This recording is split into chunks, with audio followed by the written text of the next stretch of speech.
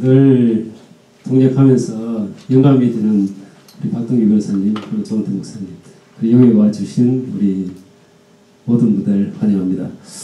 지금 시대가 시대인 만큼 우리 이민자가 많이 힘들어합니다. 그래서 우리 커뮤니티에서는 좀 더 정확한 정보로 여러분들에게 조금만 그런 궁금증을 풀어주는 게 좀 귀하고 가치 있는 것 같아서 이 자리를 만들었습니다. 우리가 기자회견을 화요일에 했는데 그 이후에 이제 전국적으로 이제 우리 한인 커뮤니티에서 이제 뭐 신문이라든지 이런 걸 통해 가지고 실제 이런 이슈에 대해서 좀 이제 방송이 나갔나 봐요. 그래서 제가 어제하고 오늘 세 통의 전화를 받았습니다. 저희가 지금 이민자 보호 법률 핫라인이라고 저희 우리 시민철저가 산하에 이민자 보호 법률 대책위원회가 있습니다. 그쪽에서 그쪽 전화가 왔습니다. 세 분 다 이제 퍼블릭 차이에 대한 내용입니다. 캘리포니아에서 2통이 오고 뉴저지에서 1통이 왔고요. 뉴저지에서는 퍼블릭 하우징, 본인이 살고 계신 게 한 400~500분 계신데요. 자기가 아무리 볼 때 이게 연방이나 이런 정부에서 돈을 받는 그런 프로그램이라고 그러더라고요. 그래서 쭉 보니까 제가 정확하게 이제 그분이 어떤 프로그램 하에서 그런 베네핏을 받고 있는지 모르시더라고요. 그래서 그 경영자한테 물어보고 다시 연락을 달라고 했고요. 캘리포니아에서는 이제 임산부께서 연락이 왔습니다. 그래서 본인이 이제 애를 순산을 하고 그다음에 이제 계속적으로 메디케이드를 받고 계셨는데 어떻게 되느냐. 그리고 한 분은 또 그 푸드 스탬프에 대해서 또 연락이 왔습니다. 그래서 실제 뭐 모르긴 해도 저희들이 보면 암암리에 이런 그 현금 보조 내지는 이번에 이제 그 정부 보조 수혜자 규정 때문에 저촉이 되는 분들이 꽤 있는 걸로 알고 있습니다. 그래서 오늘 저희가 괴간을 해드릴 텐데 제가 가급적이면 우리가 알고 있는 모든 프로그램이 가능하지 않다를 제가 어느 정도까지는 다 정리해 갖고 왔습니다. 그래서 여기에 빠진 것은 거의 여기에 계신 분들은 해당이 안 될 거로 보입니다. 그래서 한번 같이 하도록 하겠습니다.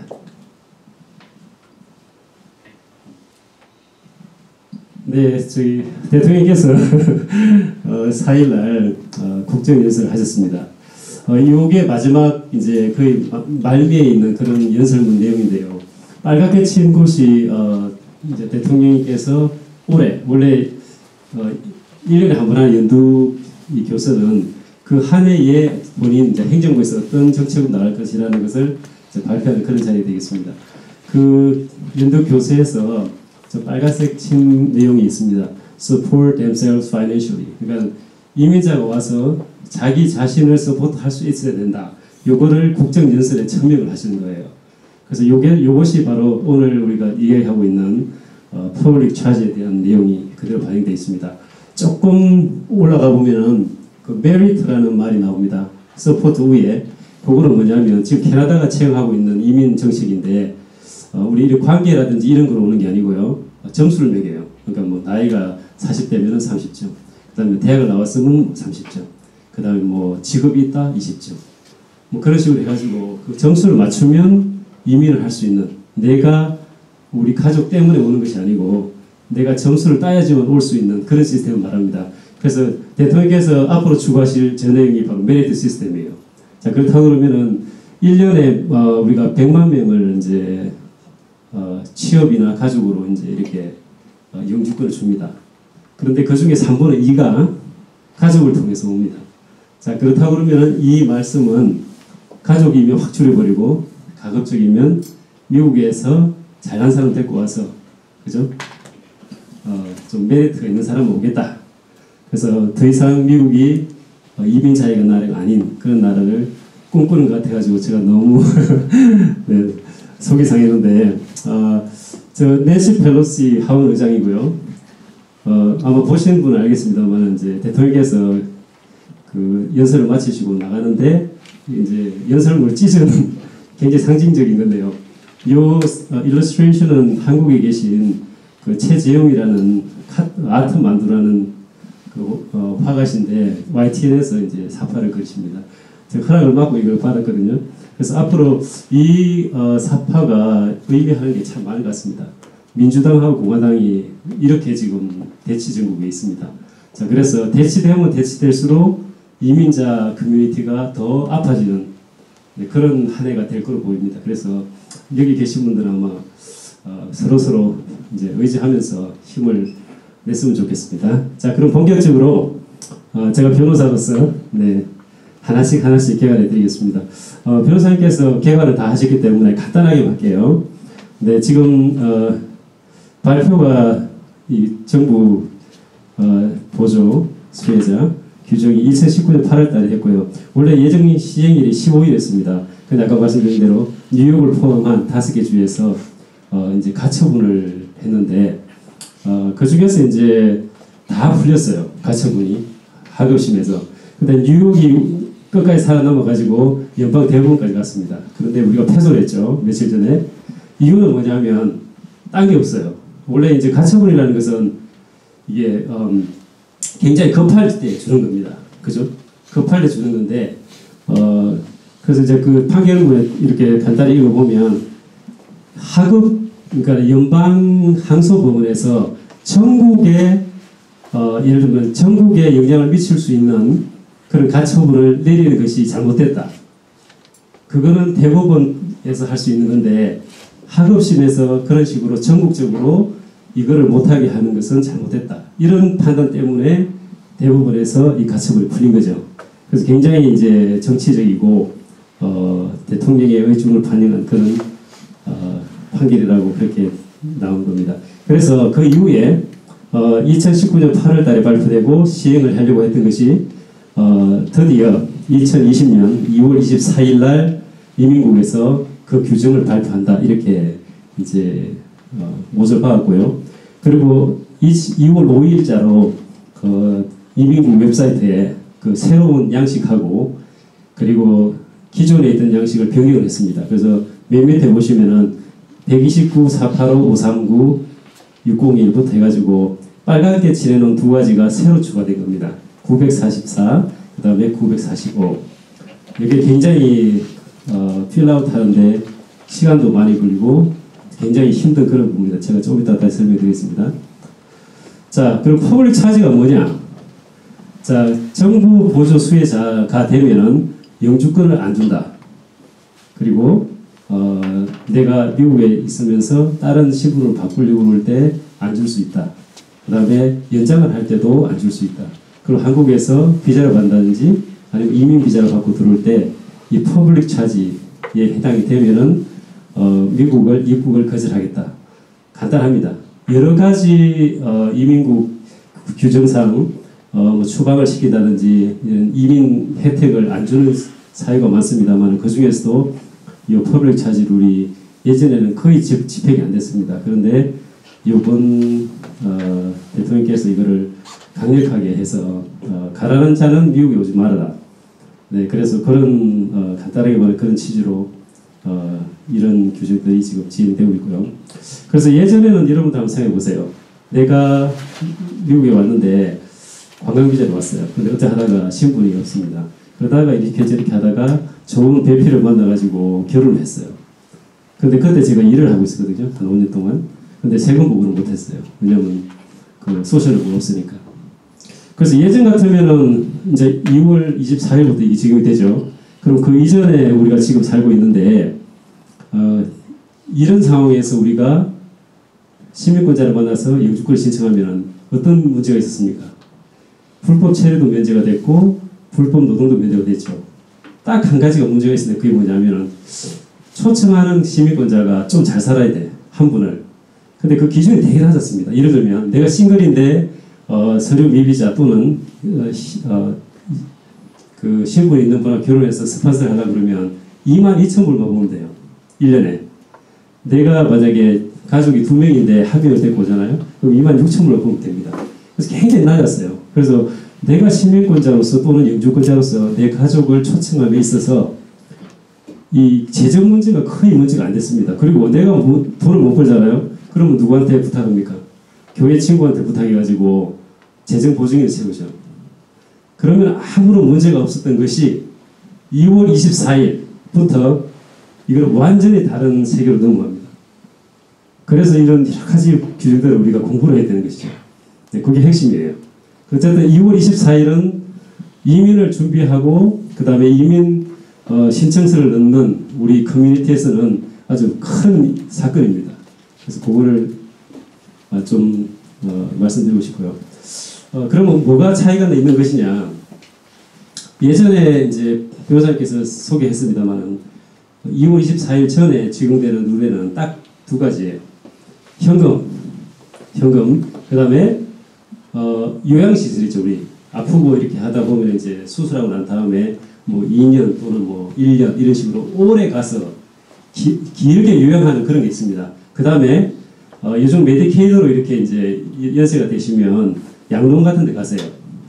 자, 요런 것을 얘기합니다. 그러니까 현금 받은 거하고 그 다음에 롱텀으로 정부로부터 받는 거 딱 두 가지. 요 두 가지만 금지를 했어요. 그런데 그거 말고 다른 것들 그게 많이 추구가 됐습니다. 그걸 나중에 설명해 드릴게요. 그래서 현금 받은 것만 금지하다가 지금은 현금 플러스 비현금까지도 넓혔기 때문에 문제가 되는 겁니다. 그래서 구체적으로 뭐가 문제가 되는 건 제가 좀 이따가 설명해 드리겠습니다. 그래서 결국은 이런 것들을 확대를 하고 적용함으로써 공식적으로 이민이나 비이민을 어렵게 하려고 합니다. 네, 이거는 팩트예요. 아까 우리 변호사님 말씀하셨듯이 우리가 그런 지금 시대에 살고 있다. 네, 그런 거고요. 그래서 예전에는 아까 제가 말씀드렸죠. 시민권자 배우자를 초청할 때 내가 스폰서를 하든지 아니면 내가 부족할 때 재정 보증인을 세웠는데 근데 이번 퍼블릭 차지는 초청자에서 영주권을 신청하는 자, 이민을 신청하는 사람으로 그 책임이 전가가 된 겁니다. 그래서 이민을 한 내가 실제 미국에 와서 내 자신이 정부의 보조를 안 받고 잘 살 수 있는 것이냐 이렇게 바뀐 거예요. 그렇다 보면은 정부에서 아무리 볼 때 이민을 심사할 때 예전보다 훨씬 엄격한 잣대를 들을 수밖에 없거든요. 네, 그게 바뀐 겁니다. 자, 보겠습니다. 그래서 이러한 것들이 이 결론부터 먼저 제가 말씀드릴게요. 얼마나 이게 참 안 좋은 것인가를 먼저 얘기를 하겠습니다.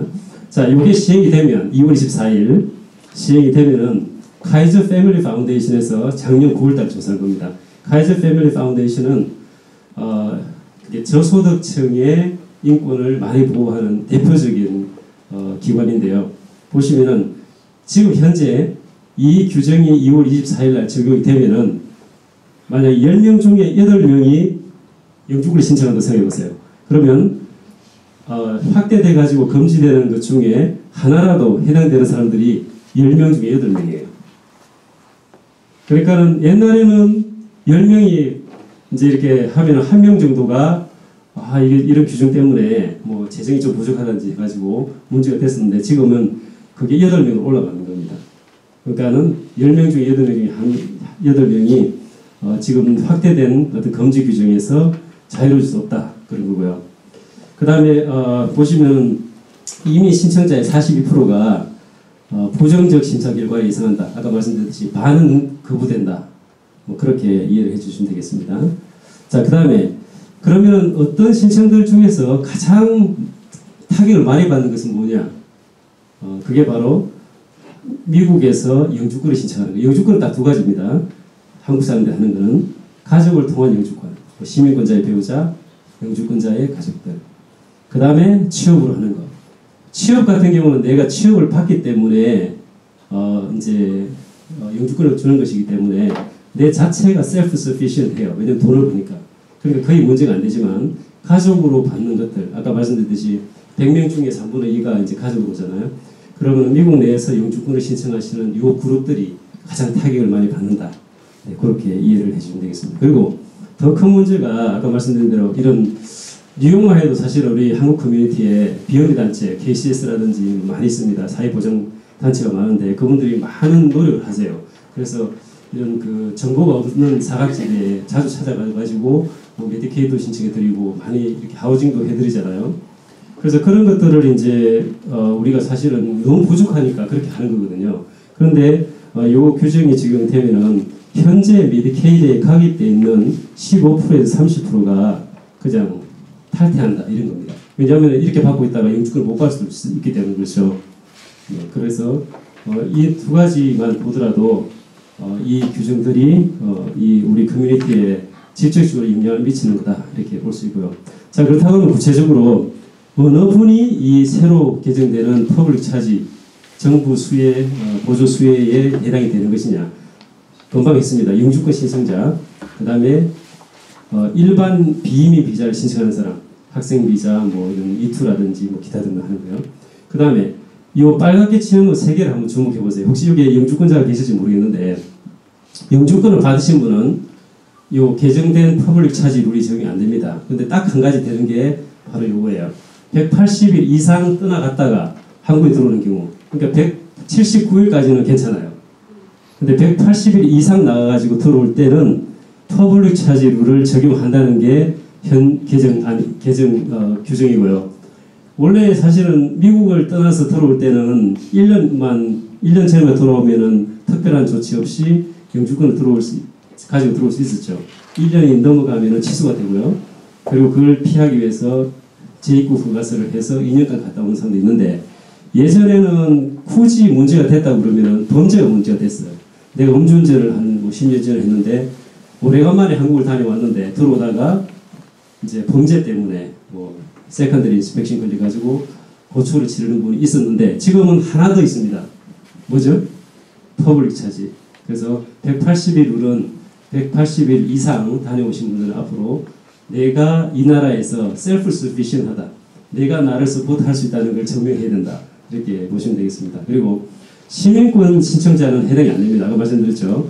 영주권자 중에서 유일하게 해당되는 게 세 번째. 그렇기 때문에 영주권자가 시민권을 신청할 때는 이 룰이 해당이 안 됩니다. 많은 분들이 시민권을 신청할 때 내가 이거 메디케이드 받았는데 어떻게 해요? 일을 안 합니다. 나는 어떻게 해요? 이렇게 많이 고민하시는 분이 많은데, 시민권에는 현재 상태로는 퍼블릭 차지 문제라든지 정부 보수 문제라든지, 그리고 내가 세금 안 낼 문제, 물론 일을 했는데 안 하면 안 되지만 일을 안 했을 경우에도 시민권 신청하는 데 아무런 문제 없습니다. 자, 그래서 그거 꼭 주의하시고, 그래서 문제가 없기 때문에 영주권자로 이기가 너무 좀 불안하시죠. 그러니까 많이 이번 기회에 올해 시민권을 좀 신청하시도록 제가 좀 응원을 해드립니다. 자, 그래서 구체적으로 이제 우리가 폼을 보면 뭐 여러분들 지금 준비하는 게 있을지 모르겠는데요. 미국 내에서 영주권 하는 게 485. 그 다음에 이제 한국에서 이제 영주권을 받아오는 경우가 있습니다. 예를 들면은 내가 시민권을 땄는데 부모님이 혼자 계세요. 그러면은 내가 큰아들인데 모실 그런 생각이 들었어요. 옛날 영주권 때는 뭐 오래 걸리고 뭐 자리도 안 잡혔으니까 모르겠는데, 그래서 이번에는 시민권을 땄기 때문에 부모님들을 모시고 오려고 그래요.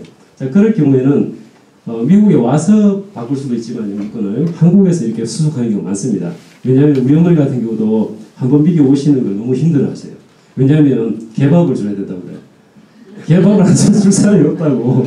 그래서 제가 15년을 졸라가지고 작년에 오셨어요. 집 볼 사람이 없다고 못 오시는 거예요. 그래서 사실은 이렇게 한국이 멀기 때문에 부모님을 쉽게 모시기 힘들잖아요. 그래서 대부분 부모님이라든지 형제 자매 초청은 한국 삽니다. 자, 그때 한국에서 오실 때 퍼블릭 차지 룰이 적용이 됩니다. 아시겠죠? 원래 한국에서 올 때는 2018년 1월 달에 그 FAM이라는 그 Foreign Affairs Manual이라고 그 이제 국무부 산하에 그 영사들이 보는 그 매뉴얼이 있습니다. 그게 이제 있었는데, 그건 옛날 기준을 따랐습니다. 근데 이게 이제, 이펙티브가 되고, 그 다음에 지금 국무부 같은 경우도 국토안보부 같이 비슷한 그 규정을 만들어 놨어요. 지금 실행을 안 할 수 있을 뿐이지. 그래서, 부모님 모시고 올 때 한국에서 영주권 받는 절차에도 해당이 된다. 그 다음에 여기에서 뭐 학생 비자에서 만약에 뭐 취업 비자를 바꾼다든지 뭐 다른 이렇게 바꿀 때도 해당이 되는데, 어차피 취업 비자로 바꿀 때는 내가 셀프 서피션 하기 때문에 큰 문제가 되진 않는다, 이렇게 보시고요. 그리고 앞으로 이제 한국에서 학생 비자를 받아오는 사람, 관광 비자를 바꾸는 사람, 뭐 기타 등등 이런 분들도 다 해당이 됩니다. 자, 변호사님께서 말씀하셨기 때문에 그 정부 보조 수혜자의 정의는 간단합니다. 앞으로 어느 때든지 간에 이게 정부 보조 수혜자가 될 것 같으면, 네, 이런 규정이 적용되고요. 그리고 이제 이게 그렇다고 해서 이런 것들을 앞으로 제가 어떤 거는 괜찮고 어떤 것은 안 괜찮다고 말씀드릴 텐데요. 단순히 하나를 그냥 받았다고 해서 뭐 한 3개월 받았어요. 또는 6개월 받았어요. 자, 이렇게 받아가지고는 이 퍼블릭 차지에 해당되지는 않습니다. 그래서 그 중에 하나를 받았더라도 어느 시점에서 36개월 시점에서 12달을 받아야 돼요. 12달. 그러니까 내가 이제 얘기를 났는데 지금 우리 규정에는 이런 규정이 있습니다. 임산부하고 임신을 한 후에 60일까지는 메디케이드를 받아도 그게 정부 보조를 받아도 괜찮다는 조항이 나와요. 그런데 우리가 어찌하다 보면은 애기 놓을 때 애기 놓는 게 큰 리스크한 비즈니스잖아요. 그러니까는 두 달 갖고는 모자랄 때가 많습니다. 뭐 3달, 4달, 5달까지 그 병원에 가서 치료를 받아야 되는데 이제 이 규정 때문에 못 받으면 안 되잖아요. 그렇다고 그러면은 이제 충분히 전문가와 상의를 하고 한 3달 정도 더 받는 것 그럼 가능하느냐? 괜찮죠. 왜? 12달을 받아야지만 이 규정이 적용되니까. 이해하시죠? 그래서 정확하게 알고 받을 수 있을 건 받으라 하는 게 우리 변호사님이 마지막으로 간략하게 이해하셨던 그런 얘기입니다. 그래서 어느 시점에든지 간에 12달이 안 되면 이 규정이 적용이 안 된다. 그걸 좀 기억해 주시고요. 그 다음에 근데 만약에 푸드 스탬프도 4개월 받고 메디케어도 7개월 받았어요. 그럼 몇 개월이죠? 11개월. 오케이, 그러면 그 8개월하고 그럼 4개월 받았어요. 자, 그럴 경우에는 두 개 합치면 몇 개월 됩니까? 12개월. 그거는 해당이 됩니다. 그러니까 하나를 몇 개월 받아가지고 12개월 안 되면 괜찮은데 여러 개를 받을 경우에는 그걸 다 합쳐야 돼요. 그래가지고 12개월이 되면은 해당이 됩니다. 아시겠죠? 그러니까 하나만 받으면 근데 여러 개를 받을 경우는 그걸 합쳐서 12개월이 되면은 이 규정을 적용한다. 네, 그런 점입니다. 자, 그 다음에 2월 24일부터 이제 못 받을 것들이 좀 나오는데 좀 이따가 이 예전에 받은 거 있잖아요. 예전에 캐시. 그러니까 예전에 뭐 메디케이드 받았어요. 그런 것들이 해당이 안 되거든요. 6월 24일 전에는. 근데 캐시를 받은 경우에는 2월 24일 전에 받은 거는 해당이 됩니다. 그러니까는 24일 날 시행이 된다고 해서 그 전에 받았던 그죠? 그것이 다 면제되는 게 아니에요. 그래서 캐시를 받은 경우에는 2월 24일 전에 받아도 그것이 해당이 된다. 네, 그걸 좀 이해해 주셔야 됩니다. 자, 그럼 넘어가고요. 자, 그러면 가장 문제가 되는 요거 하나씩 제가 봐드릴게요.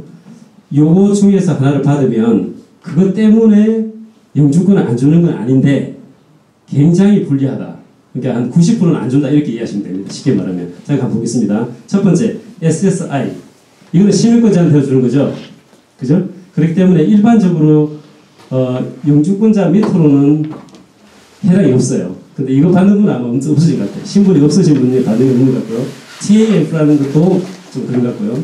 그 다음에 연방에서 주는 거 또는 뉴욕시티에서 주는 거, 그 다음에 이런 것 중에서 현금 보조가 있습니다. 뉴욕을 제가 검색해 보니까 두 가지가 나왔어요. 패밀리 어시스턴트하고 세이프티넷, 요거는 이제 스테이트 프로그램인데 내가 일을 할 수 없어요. 그럼 먹고 살아야 되잖아요. 그럼 소정의 캐시를 지원합니다. SSI는 아니고 이건 스테이트 프로그램인데 이것도 캐시예요. 그렇기 때문에 요거 받으신 분도 퍼블릭 차지에 해당된다. 얼마를 받아야 되죠? 12개월 이상. 예, SSI는 바로 해당이 되고 TAF 그다음에 우리가 받는 이런 것들 캐시 보조는 다 해당이 되고요. 그다음에 장기 요양시설 보조. 아까 말씀드렸죠. 자, 위에 있는 네 가지가 옛날 적용되는 법들이에요. 제가 얘기했죠. 현금, 그 다음에 롱텀으로 정부 보조를 받는 경우. 그래서 1번부터 4번까지가 옛날에 적용됐던 부분입니다. 그래서 만약에 이것들을 받고 계신 분들은 2월 24일 날 이전에 받고 계신 분들은 퍼블릭 차지 해당이 됩니다. 자, 그리고 이번에 추가된 거를 갖다 내보겠습니다. 없었던 거예요. 푸드 스탬프, 그 다음에 섹션 8 하우징 바우처 프로그램, 그 다음에 프로젝트 렌탈 어시스턴, 그 다음에 섹션 9의 퍼블릭 하우징. 지금 우리 어르신들 특히 뉴욕 같은 경우는 여러 형태의 어떤 공공 하우징이 많아요. 뭐 프로젝트 하우스도 있을 수 있고, 그 다음에 정부에서 하는 뭐 이렇게 한 400불 주면은 딴 데는 뭐 한 2,000불 내야 되는데 한 400불 주면은 이렇게 그냥 쉽게 들어가서 살 수 있는 곳 많죠. 그리고 또 이런 것도 있어요. 렌트가 컨트롤이 된다든지 렌트가 스테이블라이즈 된 아파트도 있습니다. 그래서 여러 형태로 이 하우징에 대해서 혜택을 많이 받고 계시는데 이 프로그램, 그러니까 연방에서 운영하는 이 세 가지 프로그램 8하고 9 중에 요거는 안 돼요. 그래서 제가 뉴저지에서 한번 전화 오셨다는 게 요거거든요. 그러니까 본인이 만약에 가만히 보니까 이게 연방이나 어디서 받고 있는 것 같아요. 그래서 내가 좀 그 렌털이라든지 이런 걸 싸게 내는데, 근데 좀 궁금하시면은 그 관계자한테 연락을 해서 이 프로그램이 연방에서 운영하는 8이나 9인지를 한번 여쭤보시게 됩니다. 아시겠죠? 그러면은 거기 해당될 수 있습니다. 12개월 이상. 그 다음에 꼭 섹션 8이나 9은 아니지만 그거에 부수해가지고 파생적으로 보조금이 나오는 프로그램도 있다고 합니다. 제가 알아보니까 그것도 경우에 따라서는 퍼블릭 차지에 해당이 된다. 예, 그렇게 이해해 주시면 됩니다. 그 다음에 메디케이드. 아마 다른 것보다도 스냅 같은 경우도 아마 신분이 없는 분이라든지 이런 그 비자 소지자는 거의 못 받으신 것 같아요. 그런데 신분이 없다든지 비자 소지자라도 메디케이드 받으시는 분은 왕왕 있는 것 같습니다. 왕왕 있는 것 같아요. 그거 왜 그런지 잘 모르겠으나 이 그 헬스케어 내비게이터라는 분들이 계세요. 그게 정부에서 이제 이렇게 승인을 받고 하시는 분도 계시고 그냥 요 분야에서 잘 하시니까 그냥 브로커처럼 해주시는 분도 계시는데 특히 뉴욕 같은 경우는 이런 시민권이라든지 이런 거를 제가 아무로 보니까 없어도 그냥 있는 거로 이리저리 해가지고 그냥 신청하는 경우가 꽤 있다고 합니다. 그래서 뭐 이런 그 어덜트 케어라든지 또는 이런 우리 어르신들이 자주 가는 뭐 그런 곳에서 도와준다고 열심히 도와준다고 하시는데 그것이 잘못해서 받을 수 없는 자격인데 받게 되는 그런 게 꽤 있는가 봐요. 그래서 메디케이드도 퍼블릭 차지에 새롭게 편성이 됐습니다. 예전에는 메디케이드가 롱텀에만 해당이 됐죠. 근데 지금은 다 해당이 됩니다. 2월 24일부터. 자, 그런데 예외 조항을 보겠습니다. 예외 조항이 꽤 많습니다. 그래서 예외 조항에 해당되시는 분은 받으셔도 됩니다. 예. 첫 번째, Emergency Medicaid. 그러니까 응급이에요. 대부분 뭐 대표적인 게 이제 뭐 얘기 놓고 이런 거죠. 갑자기 뭐 타타가 뭐 아니면 풍이 와가지고 했는데 그냥 이렇게 가시는 거 그런 것들. 이게 이멀전시 메디케이드의 정의가 썩 있는 건 아닙니다만은 그런 메디컬 컨디션이 있는데 병원에 가서 응급치료를 하고 그죠? 뭐 어느 정도까지 이렇게 오래 안 가면은 대부분 메디케이드가 이멀전시 메디컬로 처리한다는 걸로 보입니다. 그래서 그 정의는 확실하지 않습니다만 급하게 짧게 받는 것 그게 메디케이드 프로그램이면 괜찮다. 두 번째 21세 미만 자녀가 받는 모든 메디케이드는 괜찮아요. 신분이 없든지 비자 소지자든지 영주권자든지 아무런 상관없습니다. 근데 원래는 메디케이드가 안 나와야 되는데 이상하게 받아요. 그래서 이게 중요합니다.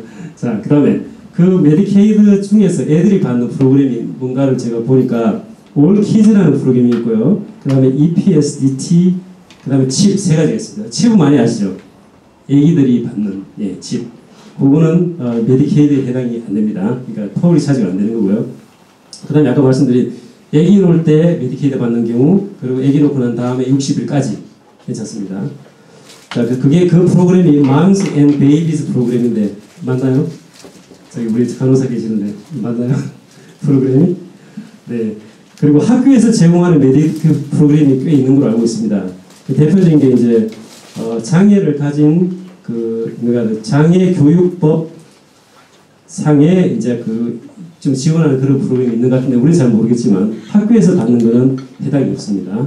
그래서 요거를 한번 잘 보시도록 하세요. 그래서 제가 조금 상세하게 설명했는데 자, 그 다음에 우리가 받는 것 중에 괜찮은 거를 제가 다 알려드렸습니다. 제가 찾을 수 있는 모든 프로그램을 다 갖다 놨는데 이거 밖에 있는 거는 아마 거의 해당이 안 되실 거예요. 첫 번째, 윅. 이거는 아시죠? 윅 프로그램 이렇게 받는 거. 이거는 괜찮습니다. 그 다음에 우리가 이제 은퇴하고 받는 소셜 시큐리티 있죠? 그거 괜찮아요. 그건 내가 돈 벌어서 이제 세금으로 내고 일부러 받는 거기 때문에 괜찮고요. 그 다음에 내가 실업보험 받는 거 있어요. 내가 일을 하다가 이제 실직을 하게 되면은 그 6개월이가 이렇게 주는 거 있죠. 예, 그것도 괜찮습니다. 현금은 제공이죠. 근데 해당이 없습니다. 그 다음에 로우 인컴 홈 에너지스 이거 지금 우리 저기 랑킴 사무실하고 우리 피러구 사무실에서 많이 이걸 해마다 합니다. 그래서 이제 저소득층에 히트 같은 거 넣어주는 거예요. 그거 괜찮습니다. 그 다음에 이제 학교에 들어가는 그 내셔널 스쿨 런치 브렉퍼스트 프로그램이나 헤드 스타트 프로그램. 만약에 자녀분들이 두 분이 일을 하시는데 자녀분들이 한 뭐 2살, 4살, 5살이에요. 그러면은 뉴욕시티나 이런 경주에서 그냥 공짜로 이렇게 애를 받아주는 게 있어요. 오전은 아니고 오후에. 그게 헤드 스타트 프로그램인데 연방에서 돈이 나옵니다. 자, 그것도 연방 프로그램이지만 그 저속층을 위한 거거든요. 해당이 없습니다. 이거 괜찮은 거예요. 자, 그 다음에 차일드 헬스 인슈런스 이게 칩 프로그램인데 아마 이거 다 자녀분 갖고 계실 거예요. 괜찮습니다. 그 다음에 헬티 스타트 프로그램이라고 있는데 제가 잘 모르는데 어쨌든 이것도 괜찮다고 합니다. 그 다음에 그 밑에 있는 게 이제 소위 말하는 그 우리가 텍스 보고할 때 earned income tax credit 또는 child tax credit 하는데 이거는 내가 번 돈에 대해서 세금 보고를 할 때 디덕션이나 크레딧을 받는 제도입니다. 그렇기 때문에 이거는 우리가 현금 받는 게 아니거든요. 그래서 세금 보고할 때 이거는 괜찮다. 그래서 다 클레임을 하시면 되고요. 그 다음에 펠 그랜트라든지 우리 파이낸셜 에이드 있죠. 학교 갈 때. 예. 원래 펠 그랜트 이런 것도 시민권자 내지는 영주권자가 받을 수 있는데 경우에 따라서는 비자 홀더나 신분 연금을 받을 수 있는 가능성이 있다고 합니다.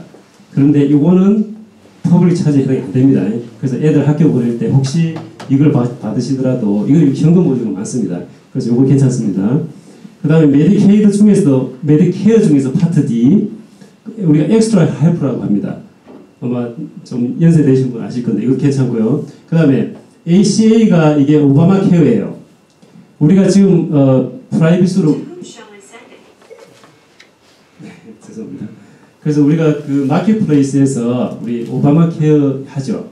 뉴욕 스테이트 마켓플레이스에서 이게 네, 그 오바마 케어에서 우리가 나오는 게 있죠. 그거는 우리가 스테이트 마켓플레이스에 들어가서 사는 것은 그 퍼블릭 차지 해당이 안 됩니다. 그래서 괜찮다고 하는 거. 그 다음에요. 뭐 이거는 크게 우리한테 해당이 안 됩니다만 미국 시민권자가 아기를 입양을 해요. 국제적으로. 폴터지나 이런 것을 통해서 거기에 대해서 지원을 해준답니다. 그 받는 돈도 퍼블릭 차지 해당이 안 됩니다. 자, 그 다음에 이제 홈리스 어시스트 프로그램, 그 다음에 기타 등등 있고요. 그 다음에 마지막 게 이 제일 중요합니다. 요거. 그러니까 주 정부나 지방 정부 또는 타운에서 주는 캐시는 된다고 그랬어요? 안 된다고 그랬죠? 근데 요거는 돼요. 주라든지 지방 정부 운영하는 프로그램인데 이건 헬스 프로그램입니다. 헬스 프로그램. 자, 뉴욕에는 제가 뭔지 보니까 이센셜 플랜이 있어요. 이거를 어떤 분은 커뮤니티 플랜 이렇게 합니다. 그 다 괜찮아요. 제가 그 스탠다드를 보니까 55,000불 미만 4인 가족. 그러니까 메디케이드가 한 20,000불 이 정도인데 뉴욕 스테이트에서 그거보다 조금 더 올렸어요. 그러니까 55,000불도 사실은 잘 사는 분들이 아니잖아요. 그래서 뉴욕 스테이트에서 특별하게 이센셜 플랜하고 커뮤니티 플랜이 있습니다. 이것도 굉장히 베네핏 좋은 걸 알고 있어요. 제가 보니까. 근데 이것도 해당이 없습니다. 괜찮습니다. 많이 받으실 때고요. 그 다음에 차일드 헬스 플러스도 힐러리 클린턴 여사가 뉴욕에 있을 때 하신 거예요. 그래서 스테이 프로그램이고요. 헬스 프로그램이기 때문에 캐시 지원이 아닙니다. 그래서 받을 수 있고요.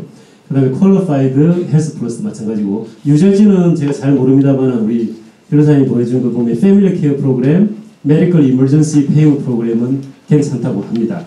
그래서 이거를 받고 계신 분들은 계속적으로 받으시면 되고요. 그 다음에 이 퍼블릭 차지 룰이 적용 안 되는 사람이 있는데 그게 바로 이런 겁니다. 군인인데 복무 중에 받은 여러 가지 지원들 아시겠죠? 캐시 지원이라든지 기타 등등 아까 문제가 되던 것들. 근데 군인들 보통 보면 이제 액티브하고 리저브 두 개가 있거든요. 보통 8년을 계약하는데 4년을 액티브, 4년을 리저브 이렇게 합니다. 그러면은 요때 받은 것은 괜찮아요. 근데 복무 밖에 받은 건 안 됩니다. 그래서 그것을 좀 하시면 되고 그 다음에 실업수당 이건 아까 말씀드렸고요. 그 다음에 재난으로 인해서 받은 경우도 괜찮습니다. 자, 그러면 옛날에 적용했던 거는 굉장히 간단했어요. 캐시, 그 다음에 롱텀으로 받는 무슨 정부 보조. 근데 지금 아까 많이 추가됐죠. 무슨 푸드 스탬프라든지 퍼블릭 하우징이라든지 기타 등등. 근데 가만히 생각해 보면은 신분이 없는 자나 비자를 갖고 있는 자는 해당되는 게 많이 없어요. 이상하게 뉴욕은 어떻게 신분이 없는데 메디케이드를 받는 사람이 있다고는 하는데 실제는 많이 없습니다. 그런데 이게 이제 핵심이에요. 이게. 그러니까 우리가 받지 마라 하는 거는 안 받으면 되거든요. 그런데도 우리가 퍼블릭 차지 룰에 해당될 수 있다. 그게 이게 바로 가장 이 새로 바뀐 규정이 악법이라는 거죠. 그래서 맨 위에 읽어보시면은 위에 제가 하나도 안 받았어요. 그런데 요번에 개정된 거에 보면은 폼도 바뀌고 많이 요구해. 그래서 그걸 받아가지고 이민국에서 보고 이거 보니까는 혼자 자기가 셀프 서피시언 하지 않을 것 같아요. 그러면은 퍼블릭 차지에 해당되니까 영주권을 안 주겠다 할 수 있다는 거죠. 요게 핵심입니다.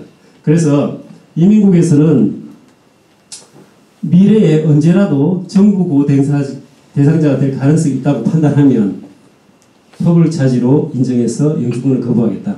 자, 그렇다 그러면 그 규정들이 뭐냐? 제가 한번 읽어드리겠습니다. 자, 첫 번째 게 규정상 크게 문제가 되는 정부 보조 수의 여부. 이게 뭐냐면은 아까 말씀드린 거예요. 뭐가 있었죠? 현금, 그 다음에 메디케이드, 스냅, 퍼블릭 하우징 그런 것들. 요걸 하나 받으면은 7, 8%는 아이고 영주권 못 받는다 이렇게 생각하시면 됩니다. 자, 그 다음에 나이, 가족관계, 교육, 기술, 직장, 건강, 가계소득, 그 다음에 자산, 재정상태 이런 것들이에요. 요거를 다 본다는 거예요. 자, 그래서 자 볼까요? 나이가 18세 미만이면 일단 마이너스. 그 다음에 61세 이상이면 마이너스. 그런데 40세인데 일을 안 해. 플러스일까요? 마이너스일까요? 마이너스. 잘하시네요. 그 다음에 가족관계. 가족이 많은데 돈을 적게 벌어. 그러면 굉장히 불리하겠죠. 우리는 한국 사람들은 패밀리 오리엔티드 되잖아요. 우리 저기 멕시칸 친구들 마찬가지고. 그러니까는 이게 규정상 보면 되게 이게 불합리해요. 왜냐하면은 이민이라는 것은 크게 큰 축이 두 개입니다. 패밀리 유니티가 가장 큰 축이거든요. 이민을 통해 가지고 가족들을 모아서 이제 이렇게 패밀리가 합치는 걸 그게 가장 큰 목적으로 하는 게 이제 그 이민법입니다. 그걸 위해서 이제 규정들이 있는 거거든요. 그래서 뭐 가족 이민을 70%까지 하고 그 다음에 이제 너무 가족 받으면 안 되니까 이제 한 30%는 취업을 하고 이렇게 됐던 거예요. 그런데 여기 보시면은 가족이 많고 재정이 나쁘면은 손해를 보게 만드는 거죠. 네. 그 다음에 볼까요? 교육, 기술, 직장 요게 이제 같은 패키지인데 실제 이민 오는 자가 기술이 있느냐, 교육 정도가 어떻게 되냐 이런 고등학교 나왔는데 아무런 자격증도 없고 직업도 없어요. 굉장히 안 좋은 어떤 팩터가 되고요. 그 다음에 직장을 몇 년간 했느냐, 그래서 세금을 얼마나 했느냐, 그것도 팩터가 되고요. 그 다음에 영어 구사 능력, 우리 변호사님 말씀하시는데, 요 스킬 부분에, 기술 부분에 영어 구사 능력이 포함되어 있습니다. 그러니까 되게 웃긴 게, 2월 24일 이후에는 우리가 시민권 테스트만 알고 있잖아요. 우리가 이민 오는데 테스트가 딱 한 가지 있었어요. 이민 오는데 무슨 테스트를 하느냐. 근데 시민권 테스트가 유일한 거였는데, 이 규정이 생김으로써 테스트가 하나 더 늘어난 거예요. 무슨 테스트? 퍼블릭 차이즈 테스트가 늘어난 거죠. 그게 바로 이 테스트예요. 그러니까 영주권이나 또는 기타 등등 신분 변경, 그 다음에 체류 신분을 연장할 때 꼭 테스트를 받아야 되는 거죠. 그래서 이제는 테스트를 2개를 기억하셔야 돼요. 자, 그래서 이제 여기, 그래서 영어 구사 능력, 시험인권 시험문은 아니잖아요. 그러니까 예를 들면, 뭐, 연세가 많아. 한 61세인데, 직업이 뭐 옛날에 있었고 지금은 돈 안 벌어요. 그리고 그 집이 6명이야, 가족이. 근데 영어를 하나도 못해. 근데 앞에 규정상 크게 문제되는 건 한 번도 안 받았어요. 그러면은 어떻게 되겠어요? 내가 이민관이 보다가 이거 저기 뭐 아주 굉장히 크게 문제되는 거는 받지는 않았지만 이거 안 되겠네 해가지고 디나이할 수 있는 거죠. 너무 열받지 않겠어요? 왜냐하면 나는 부모님을 데리고 와야 돼. 그리고 내가 사랑하는 배우자를 만나서 이분한테 영주권을 해줘야 돼. 그래야지 더 행복하게 살 거 아니에요. 그게 패밀리 유니티 아닌가? 근데 이렇게 규정이 지용된다 그러면 그것도 말단 그 이민관에 대해서 제가 여담 한번 드릴게요. 이분들이 박사도 있어요. 박사. 그러니까 한 60살, 뭐 50살 됐는데 뜻한 바 있어가지고 이민관으로 이제 취직을 하는 거야. 연방정부에. 그러면 보통 6주를 받아요. 교육을. 그걸 무슨 이미그레이션 무슨 아카데미 이런 게 있습니다. 그래서 항상 우리가 인터뷰 따라가면은 뭐가 있어요. 이게 플래그가 있죠. 뭐 무슨 아카데미 몇 년부터 몇 년까지. 이게 무슨 3년 받고 이런 게 아니라 대학이 아닙니다. 한 6개월 받아요. 그리고 뭐 예를 들면 사파로 이제 심사관 그러면 영주권 사파로가 심사를 하는 거야. 근데 갑자기 그놈들 중에서 옆으로 이제 시민권 검사를 하잖아요. 그럼 몰라도. 그럼 또 며칠 가서 받아야 돼. 그리고 계속 이제 취업 영주권에서는 인터뷰가 없었잖아요. 그 작년부터 생겼거든요. 그래서 저희가 느끼는 거는 일선에서 우리 변호사님도 느끼겠습니다만은 막 이게 고민을 많이 했죠. 왜냐면은 취업 영주권을 인터뷰를 안 하다가 하니까 얼마나 변호사도 스트레스 받겠어요. 괜히 갔다가 2, 3년 동안 만불 쓰고 시간도 많이 버렸는데 인터뷰 잘못되면 큰일 나잖아요. 그래서 엄청나게 인터뷰 하러 가요. 준비를 해가지고. 근데 뭐라 그러냐면은 뭐 끄적끄적 하다가는 너 어디서 일하냐 그러면 회사 이름 말해. 뭐 하냐 그러면 잡 타이틀 말해. 끝. 그러니까 이놈들이 딴 거 하다가 실컷 막 시민권자 배우자 하다가 갑자기 인터뷰를 하는데 그 의회에서 전국 버짓이 안 나왔잖아요 작년에. 그러니까 있는 대로 돌리는 거야. 그러니까는 영주권 심사하다가 갑자기 가가지고 패밀리 심사하다가 인플로이먼트를 심사하게 되니 아는 게 없어요. 우리가 보면은 변호사들 그냥 잘하니까. 근데 이분들은 어떤 때는 대학원도 있는 사람도 있지만 고등학교 졸업자도 많아. 그런 사람들이에요. 이민관이. 제가 너무 뭐 우리 정부의 관리들은 너무 그런 거 하지만 실제 제가 느끼는 겁니다. 아마 모든 변호사에 다 느껴요. 그러니까 미국 전체 이민국의 서비스 질, 퀄리티 그게 완전히 다운돼 있죠. 한 해 이자 먹는 그 애플리케이션 패키지가 5만 개 된다. 5만 개. 이자 먹어가지고. 만약에 뭐 신청을 했는데 한 2년 동안 말이 없어. 그럼 필시 패키지 이자 먹은 거예요. 그 통계로 나와 있습니다. 그리고 이 말단에서 하는 이 이민관들이 그런 수준이에요. 자, 그렇기 때문에 이게 그게 되겠습니까, 이게? 어떻게 해야겠어요, 이거를? 제가 간단하게 예를 들지만, 그래서 너무 분한 게 그거예요. 지금도 열받아요. 왜냐면 분명히 내가 법을 이렇게 적용하지 마세요 라고 했지만, 너 자꾸 까불면 디나이해 이런 식으로 하니까 말도 못해. 자, 그런 수준의 이민관에서 이걸 맡길 수 있겠느냐. 그게 가장 문제입니다. 자, 그래서 참, 예, 그리고 마지막으로, 이런 여러 가지 규정들을 합쳐가지고 종합적으로 고려한다고 했잖아요. 근데 마지막 거 한번 보세요. I-864 재정보증서. 아까 제가 처음에 할 때 했죠. 옛날에는 요것만 있었으면 됐죠. 내가 시민권자 배우자 할 때 뭘 했어요? 내가 재정보증서 요거 하나만 되고, 내가 못하면 친구한테 좀 해달라고 해서 하면 끝. 그러니까 이 모든 지금 우리가 얘기하는 이게 그거 하나로 끝났어요. 딴 거 안 받거든요. 근데 이거 맨 밑에 들어가 있죠. 안 받아야 되는 것, 나이, 가족관계, 그리고 맨 꼼바리가 있다고. 왜? 그만큼 비중이 줄어든 거예요. 그게 핵심입니다. 그래서 옛날에는 그냥 이렇게 재정보증서 쓰면 탁탁 된 게 이제 없어졌다. 그래서 굉장히 이제 의미가 없는 그런 폼으로 전략을 한 그런 경우입니다. 그래도 다 넣어야 돼요. 2월 23일 이주에도. 그러니까 내가 만약에 이분을 직접 이제 초대할 수 있는 재정 능력이 안 되면 재정 보증인을 또 세워야 되는 것도 다 해야 됩니다. 그런데 웨이트는 실리지 않아요. 자, 그렇고 그래서 이런 것들을 이제 종합적으로 고려를 해서 이민관이 이제 합니다. 그래서 만약에 제가 참 그게 기대가 돼요. 이민관이 이게 그 신청을 거부를 할 때 이걸 써야 되잖아요. 근데 되게 황당하게 써서 나오는 것도 많아요. 예를 들면은 한 줄. 이유가 없어.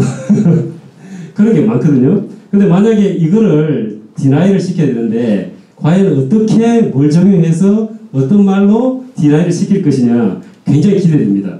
한편으로는. 자, 그런데 이런 것들을 다 종합적으로 계산을 해서 할 때 이민국에서 판단해 볼 때 이 사람들 조금 한계 상황이 있는 거예요. 한계 상황에. 안 줄 수도 없고 줄 수도 없고 퍼블릭 차지 견지에서 볼 때 자 그럴 경우에 새롭게 도입된 하나의 제도가 있는데 이름하여 정부 보조 수혜자 반드입니다. 이게 퍼블릭 차지 반드라고 해요. 난 들어본 적이 없어요. 우리가 뭐 이렇게 보험도 있고 채권도 있고 해서 아주 굉장히 스페셜한 반드가 있는데 이름까지 있는 줄 몰랐어요. 그래서 이 반드를 이제 이민국에서 요구할 수 있는데 그 폼이 이번에 바뀐 945입니다. 네, 처음 보시는 건데. 근데 처음에 우리가 이게 완벽하게 이제 발표가 나기 전까지는 어떤 생각을 했냐면 퍼블릭 차지가 굉장히 이제 이게 사실은 정보도 많이 제공해야 되지만 이게 좀 그러니까 차라리 그냥 만불 주고 본드를 산다. 그럼 될 거 아니에요. 물론 돈은 많이 들죠. 내가 우리 부인을 영주권 해주는데 나도 못 살고 그 사람도 못 살아. 그럼 그냥 아싸리 그냥 돈 벌려가지고 8,000불짜리, 10,000불짜리 본드를 사면 될 거 아니에요. 이렇게 생각을 했는데 그게 아니었어요. 5일날 어제 그저께인가요? 이민국에서 이제 확정이 돼서 발표된 거 개정 포함과 같이 나온 그 제가 인스트럭션 읽어보니까 내가 부족하니까 내가 사서 주면 안 돼요. 이민국에서 판단을 했을 때 제출을 해라고 했을 때만 반드를 살 수 있습니다. 그 이유는 여러 가지가 있을 수가 있어요. 뭐 지금 준비가 안 돼서 그럴 수도 있고 아니면 이게 이제 1년이 가고 난 다음에 어쨌든 간에 뭐 기본적으로 사야 되는 것일 수도 있지만 현재로는 내가 원해서 낼 수는 없는 거죠. 반드시 이민국에서 요청했을 때만 그때 낼 수 있다는 걸로 그렇게 규정이 되어 있습니다. 그래서 가장 중요한 건 어쨌든 간에 이 적용하는 게 굉장히 복잡합니다. 그리고 많은 팩터들이 있기 때문에 그거를 어느 정도의 심사를 할지는 아무도 몰라요. 보세요. 나이에 몇 점, 건강 몇 점 어떻게 해요? 거기에 대해서 채점을 못 하잖아요. 그러면은 결국은 말단 이민관이 인터뷰하는 거 들어보고 제출된 증거를 가지고 자의적으로 판단할 수밖에 없다. 그러면 우리가 얼마나 이제 소위 말하는 그 보장이 없는 신청을 해야 된다. 뭐 그런 게 된 거죠. 자, 그 다음에 그렇다 할지라도 한 번 더 리캡을 해드리면 여기에 해당되신 분들은 걱정이 없는데요. 영주권을 갱신하시는 분, 아까 영주권자는 무조건 괜찮다고 했죠. 갱신하는 것도 퍼블릭 차지 룰이 적용이 안 됩니다. 그리고 영주권자 중에서 시민권 신청하시는 분 해당이 없고요. 아까 군인 얘기했고요. 21세 미만 수혜자, 애기들이 받는 건 괜찮습니다. 임산부, 그 다음에 플러스 60일, 그 다음에 응급 메디컬 케어나 이제 재난 구조로 해서 정부로부터 현금을 받는 경우는 괜찮습니다. 난민, 망명자, 그 다음에 유비자, T비자, 뭐 예를 들면 범죄 피해자가 받는 비자, 유비자, 그 다음에 이런 그러니까 인신매매의 피해자들, T비자, 그 다음에 그 연방법상의 여성폭력방지법에 의한 영주권을 받으시는 분이 아까 금지되어 있는 여러 가지 현금을 받았을 경우에도 해당이 안 됩니다. 그 다음에 이 스페셜 이미그런트 주브나일이라는 그런 프로그램이 있는데 애기들이 이제 이렇게 이민을 왔는데 뭐 부모도 없고 굉장히 힘들어요. 그럼 그 법원의 판결을 받아가지고 영주권을 신청해 줄 수 있는 특별한 그런 프로그램이 있는데 그 대상자도 이런 연방 보조를 받았을 경우에 괜찮습니다. 그 다음에 자, 내가 영주권 신청자인데 내 아들, 뭐 배우자 이분들이 받는 것은 괜찮아요. 아시겠죠? 모든 심사는 영주권을 신청하는 자 또는 비자를 신청하는 자의 몫입니다. 그래서 우리 예를 들면 둘 다 신분이 없어요. 배우자.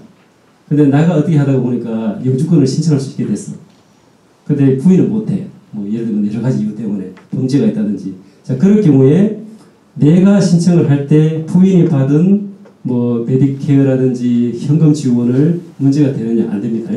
내가 받는 것만 되는 거죠. 그래서 경우에 따라서는 다 받지 마세요.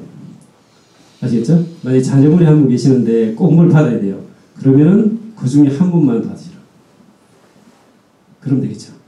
그럼 나중에 이제 그분이 영주권을 받고 시민권을 받아서 트럼프도 가고 좋은 세상이 오면 네, 할 수 있겠죠. 네. 자, 그렇게 하시고. 자, 그 다음에 자, 요게 이제 아마 오늘 오신 분이 가장 관심을 가질 수 있는 그런 건데 I-944라는 새로운 폼입니다. 945는 그 반드 사는 건데 우리가 거의 안 쓸 것 같아요. 근데 요거는 무조건 씁니다. 그래서 2월 24일 요 빅데이 때 이렇게 23일까지 들어가면 괜찮아요. 24일부터는 포스트 마크가 23일까지 봐줍니다. 근데 24일 날 들어온 거든지 24일 날 포스트 마크가 돼서 신청되는 특기 영주권은 949라는 폼을 넣으셔야 돼요. 이게 18페이지인데 이민국 추산 4시간 반이 걸린다고 되어 있습니다. 필아웃 하는 데만. 근데 이거 여러 가지 정보가 들어가 있기 때문에 뭐라 그럴까요? 그 정보를 받기 위해서 이제 이거를 이제 노력을 해야 될 거 아니에요? 그 시간이 얼마인지는 진짜 몰라요. 그게 뭐 한 달이 될 수도 있고, 이게 3년이 될 수도 있고 그렇습니다. 제가 실제 봤어요, 그거를. 그러니까 이게 참 너무 황당합니다. 그래서 앞으로 변호사님들 만나실 때, 생각보다 조금 많이 받으신다 그러면은, 이것 때문에 받으시는구나. 그렇게 이해를 해주세요. 왜냐면 시간이 너무 많이 걸립니다. 네. 왜냐면 2월 24일날 이게 해야 되니까. 그래서 왜 저번에 2,000을 받는데 2,500을 받냐고 그러시면 이거 때문에 그렇구나. 네, 그렇게 이해하시면 되고요. 어쨌든 계속 이민이 진행됨으로써 폼도 2장짜리가 10장이 되고 지금 씹을 거는 보세요. 지금 20몇 장이죠? 자, 그래서 이 폼이 아까 우리가 했던 전체를 표현하는 양식입니다. 그래서 이민 신청자의 자급자족 능력, 셀프 서피시언시를 심사하기 위한 서면으로 제출하는 폼입니다. 아시겠죠? 그래서 요건데 지금 모든 아까 말씀드린 신청에 해당되는 거 아니고요. 485만 일단은 적용이 될 것 같고요. 그 다음에 신분을 변경한다든지 신분 연장을 했을 경우에도 앞으로 이게 적용될 확률은 일단 있습니다. 근데 현재로는 485이면 적용이 될 거로 일단 그렇게 예상을 하고 있고요. 그 다음에 그 내용들을 제가 한번 쭉 봤는데 아까 우리가 판단했던 정부 수혜받은 거 건강, 나이, 직업, 기술 다 나와요. 자, 볼까요? 보시면은 개인정보, 가족정보, 개인 및 가계 소득 및 부채, 재정상태, 파산정보. 파산은 거 써야 됩니다. 한국에 했든지 미국에 했든지. 건강, 교육정도, 신용점수 7개죠. 크레딧 스코어를 1년 안에 받은 걸 내셔야 돼요. 크레딧 점수 있죠? 그거 하는 데는 50글 들어요. 네, 신용점수까지 내야 되고요. 정부 보조 수혜 여부, 아까 우리가 말씀드린 겁니다. 스냅이라든지 이런 거. 그 다음에 의료보험 정보 다 써야 돼요. 그래서 요거를 그 18페이지에 넣으면 이놈들이 봐요, 이렇게. 봐가지고, 이 사람은 뭐 받았으니까, 90점 마이너스. 그렇게 할 거로 보입니다. 왜냐면 무슨 채점 그게 기준이 있어야 되니까. 그래서 요게 있는데, 제가 생각하는 변호사도 그렇지만, 이 인포메이션을 제출하기 위해서 너무 힘들어 하실 것 같아요. 그래서 어떤 분들은 영주권 이렇게 갖고 오라고 그러고 또 갖고 오라고 또 갖고 그러면 너무 힘들어서 안 하신다는 얘기도 가끔 나오는데, 이 폼이 아마 그런 역할을 하지 않을까 싶습니다. 그래서 오늘 이제 말미에 이제 마치려고 하는데요. 이 퍼블릭 계정 규정이 사실은 오늘 제가 말씀드린 것만 어느 정도 이해하시면 제가 볼 때 큰 문제가 없다고 봅니다. 왜냐하면 굉장히 상세하게 하면서도 구체적으로 다 했어요. 그러니까 이 정도를 오늘 지금 나눠주신 내용이 다 들어가 있거든요. 좀 더 집에서 보시면 아마 이 퍼블릭 차지에 대해서는 아마 굉장히 큰 이해를 하시고 계신 겁니다. 그런데 이게 그렇다 할지라도 적용하는 데 있어서 굉장히 힘들어요. 아까 세 통화를 받았는데 자기가 물론 이런 내용을 몰랐을 수도 있지만 실제 적용하기 좀 힘들 수가 있습니다. 그럴 경우에 그런 경우가 있기 때문에 지금 어떤 정부 보조를 받는데 중단을 하신다든지 그 다음에 신규로 받고 싶은데 못 받는다든지 그 다음에 받고 있는 걸 갱신할 경우에 그죠? 굉장히 문제가 될 수 있습니다. 그래서 가급적이면 이걸 참조하시되 이민 변호사하고 상담을 꼭 해주시는 게 좋겠다. 그런 생각이 듭니다. 자, 오늘 너무 장시간을 했는데 좀 도움이 됐으면 좋겠고요. 오늘 이 자리가 끝나는 것은 아니고요. 이 전화번호 꼭 저장해 두시면 저희들이 12명의 어떤 동상을 변호사님께서 친절하게 상담을 다 해드립니다. 그래서 우리 커뮤니티의 시민참여센터 이민자 보호 대책위를 하고 이민자 보호교회가 여러분들을 위해서 계속적으로 디딤돌이 되고 있다는 거 이해 좀 기억해 주시고요. 감사드리며 지금 마치도록 하겠습니다.